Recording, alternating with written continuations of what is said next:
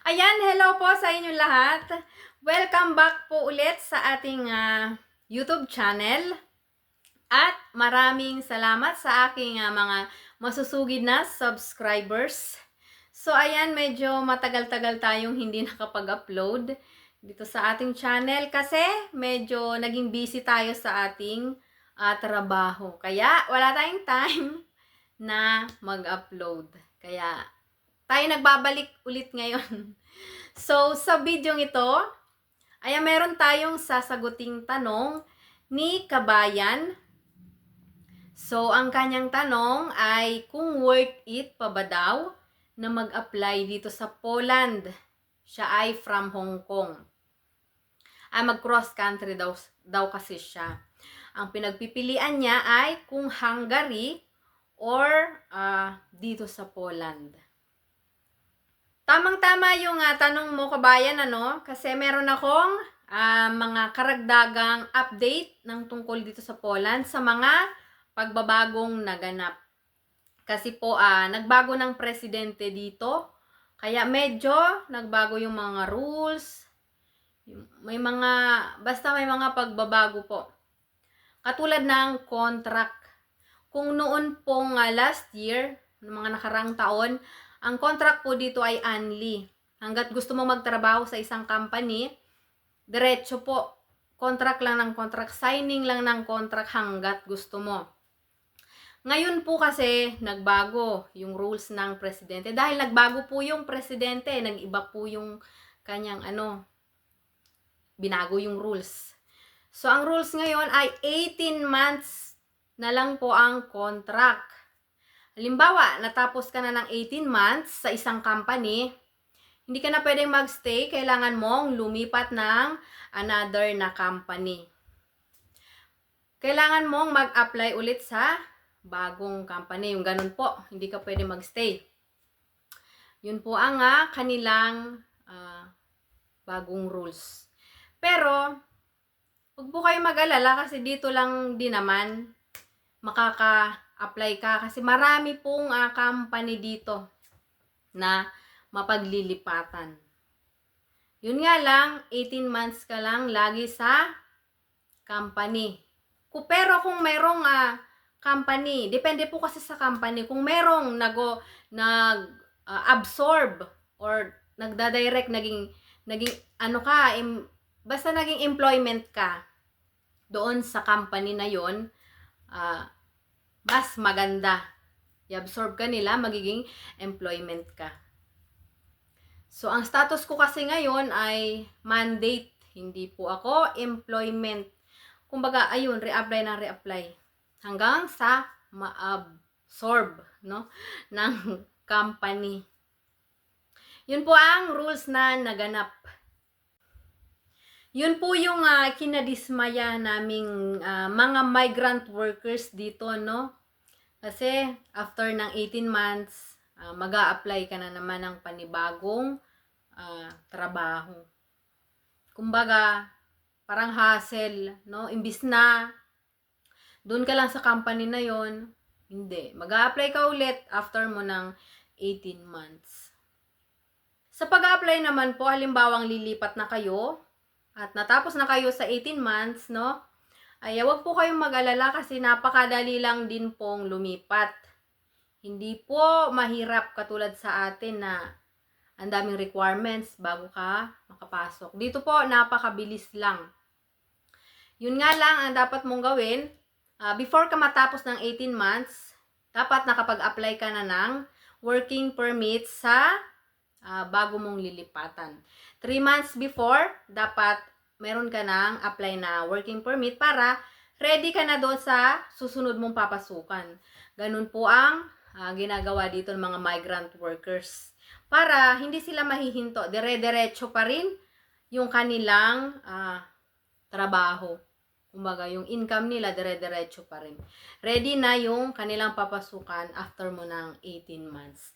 Ayun po ang ginagawa dito namin ng mga migrant workers. So, doon naman sa tanong mo, kabayan, na kung alin ba ang mas maganda, kung Hungary ba or Poland.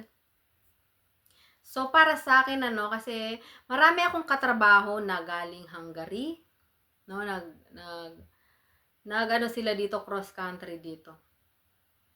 At sasabihin ko na rin sa iyo, kabayan, yung rules na nangyari din tungkol dyan sa iba't ibang kalapit na country dito sa Poland.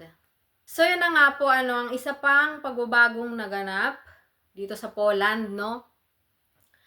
Yung mga kalapit na country, mga migrant workers na mga kalapit na country, ay bawal na pong pumasok dito sa Poland. Yun po ang isa pang pinagbawal ng Poland. Kasi marami po akong katrabaho dati na galing sa Hungary, Croatia, ayun, mga nag-cross country sila papunta dito. Kung dati po ay pwede na makapasok dito gamit lamang yung kanilang TRC na ID. TRC ng Croatia or Hungary. Yun lang ang gamit nila para makapasok dito at para makapagtrabaho. Mag-apply, ayun, diretso. Napakadali lang dati.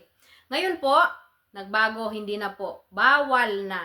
Yun po ang nangyaring rules dito sa Poland. Nagbawalan po silang makapasok dito. Halimbawa, galing kang Pilipinas or Hong Kong man, dyan ka napunta sa Hungary or Croatia. Kumbaga, hanggang yung visa daw ay hanggang dyan lang sa Hungary. Hindi ka pwedeng lumabas ng ibang European country. Halimbawa, natapos mo ang contract ng Hungary. 3 years?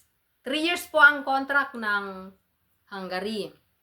Halimbawa, natapos ka na ng 3 years dyan sa company dyan sa Hungary, yun, uuwi ka na daw ng Pinas. Hindi ka pwedeng pumasok or mag-cross country sa mga kalapit na European na lugar. Ganun po kasi nangyayari dati. Maraming tumatakas diyan sa Hungary, pumupunta dito sa kung saan saang European country. Ngayon, bawal na daw po. Bawal na pong halimbawa, nandyan ka na nga sa Hungary. Hindi ka pwedeng mag-cross country. So, yun sana ang maganda, kasi nasa Europe country ka na, marami kang lilipatang ibang, lugar. Pero kapag napunta ka dito sa Poland, pwede kang lumipat ng iba't ibang country. Maraming opportunity. So, doon naman sa tanong mo, kabayan, kung ano bang mas maganda, Hungary ba or Poland? No? So, meron po kasi akong katrabaho na nanggaling dyan sa Hungary. Nag-cross country po siya dito sa Poland noong nakaraang taon lang. So, ang sabi nila, libre ang accommodation, pagkain, libre daw, and then, yung contract ay 3 years. So, ayun na ngayon, yung pagbabagong naganap sa 3 years na yon ay after mo ng contract na yon ng 3 years, uwi ka ng Pilipinas at hindi ka daw pwedeng cross country ng mga kalapit na Europe.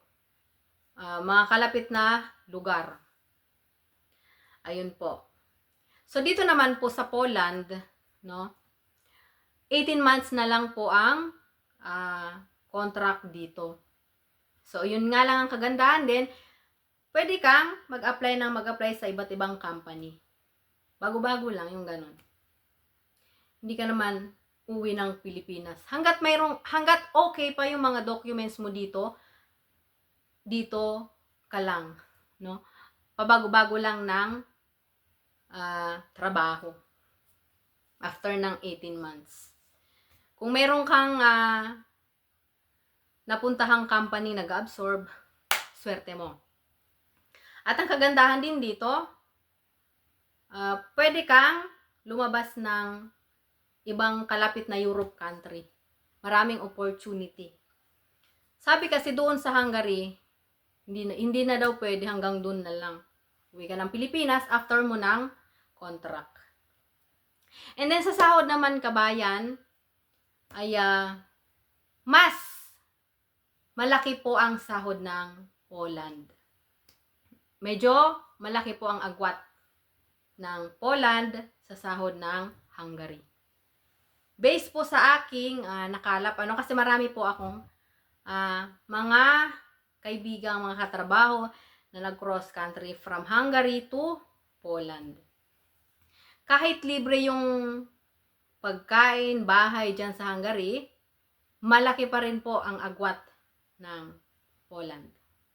Yun lang po kabayan. So, nasa sayo naman kung okay na sa'yo yung 40,000, 50,000 na sahod, i-grab mo kung okay sa'yo. Pero kung hindi, medyo malaki ang sinasahod ng Poland kabayan.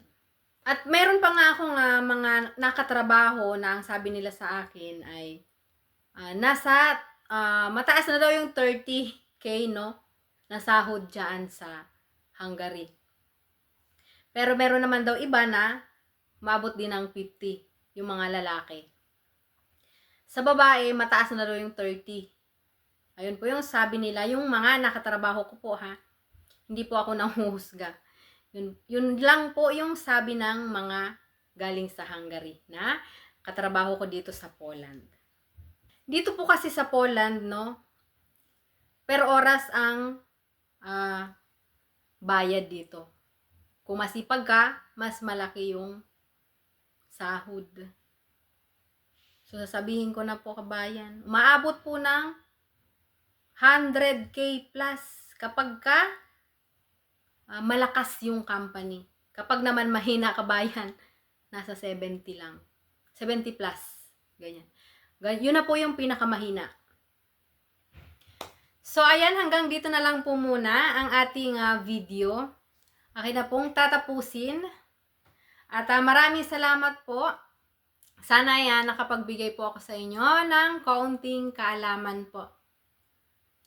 At kung bago ka sa channel na to, please subscribe.